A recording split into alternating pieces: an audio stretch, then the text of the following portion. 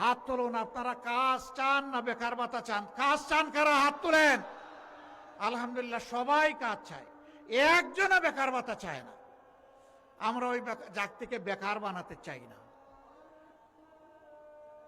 সম্মানিত ঠাকুরগাঁওবাসী, আগে যদি হাতগুলো আমরা গড়ে দিতে পারি, আপনারা জেনেছেন দেখেছেন, আমরা ঘোষণা করেছি দক্ষ জনশক্তি গড়ার জন্যে আমরা পরবর্তী চাকরিতে প্রবেশ করার আগ পর্যন্ত একজন কেউ আজানের জবাব দেবেন।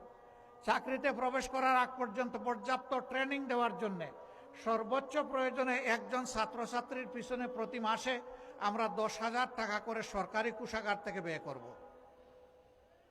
এরপরে তাদেরকে দক্ষতা দিয়ে বলবো, যাও এবার দেশ সেবা করো, এবার বিশ্বের যেখানে পছন্দ সেখানে যাও, গিয়ে দেশের জন্য তুমি কিছু করো।